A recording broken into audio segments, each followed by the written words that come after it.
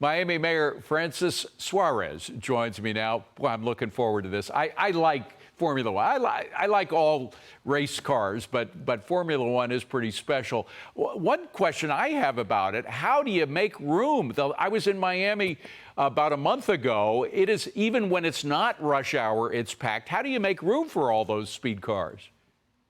You know, we're very accustomed to big events. Formula One is like a Super Bowl every single year. I mean, it's had an economic impact over the last 3 years of $1.5 billion in our economy. This year alone, I think it's going to exceed $600 million.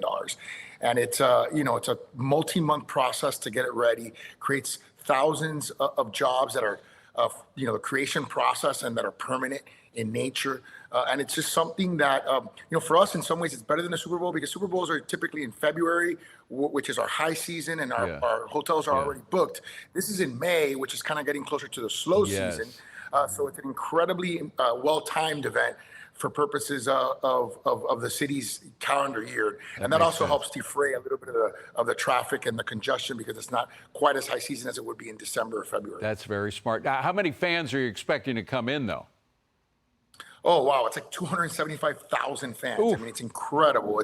Think of a Super Bowl as 80,000, right? This is like 3 times bigger in terms of the number of fans. And then, of course, it's a global sport. I think there's only, in the United States, I think there's only 3 or 4 races now. There used to be only one in Austin. We were the second one in the U.S. Now there's one, I think, in Las Vegas. And I think there may be one starting in New York soon. But this is a global event. The Drive to Survive show on Netflix that everybody watches has made it into a very interesting storyline-based sport. More than car racings. And it really makes us the epicenter of the world. You have, as you can imagine, the most interesting people coming into Miami this week that are networking throughout the week. There's all kinds of events. I'm going to 3-4 events a night as mayor to represent the city and welcome people. And it's an incredible time to highlight our city's KPIs. And you say the race provides an opportunity for developers to showcase some of these extraordinary multi-million-dollar mansions. I could just look at them when I go there. It is kind of fun to look around. Are a lot of A-listers and investors moving to Miami now? Oh, my goodness. I mean, you think about Leo Messi, Tom Brady, Jeff Bezos, Ken Griffin. I mean, all of these people who could live anywhere in the world. And the reason why, I think, is because we value the most precious asset, which is their time. We've created a city with the lowest homicide rate in history, lowest unemployment rate in the country, lowest homeless rate in 11 years. We've created an offering of sports and culture and parks that rivals any city in the world. And so I think But Mr. Mayor, forgive me. You skipped the most important part to most of these people. What's your tax rate? Well, our state tax rate is 0. Bingo. And our city tax rate is the lowest it's ever been, which is why we grew 140% in the last 9 years, and why the city government is incredibly well structured and financed. Yeah, no, it's amazing. The state is well financed. The city's well financed. I mean, for me, that's the most important reason I would think of moving there. I want to give you another one here because this is a little out of the box. OpenAI CEO Sam Altman, he just launched his eye scanning crypto project. The goal is to create a global identity verification system for people scanning their faces. Miami's one of the 6 flagship locations for this. I know you're trying to make Miami a crypto hub. How is that project going? Well, it's even more than that. We want to make Miami a future-proof technology hub. Right. And crypto is obviously one of the big components of that.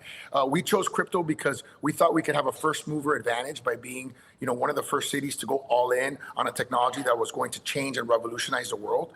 And we did. And we saw the benefits of that. And now what we're just doing is we're focusing on AI, and we're focusing on a variety of different technologies that we know are going to define the future, because that's what's going to make sure that my children who are 11 and 7 are employed, doing well. We're a city that embraces innovation when, unfortunately, other cities across America have oftentimes rejected innovation. Now, some people, Mr. Mayor, I don't want to get you out of your territory, but some people are looking at you and saying, boy, this would be a great person to follow DeSantis. Are you interested in a run for governor? Look, I think it's flattering. Obviously, the KPIs of our city that I just mentioned create a nice resume for something like that.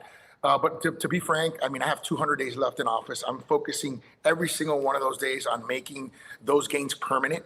That's what I'm focusing. I'm not really focusing on anything else other than that. But and I have a Mr. great Mayor, relationship Mr. with Mayor, Congressman. forgive me. There must be a little tiny bit of brain space devoted to thinking about the future for yourself beyond 30 days, no?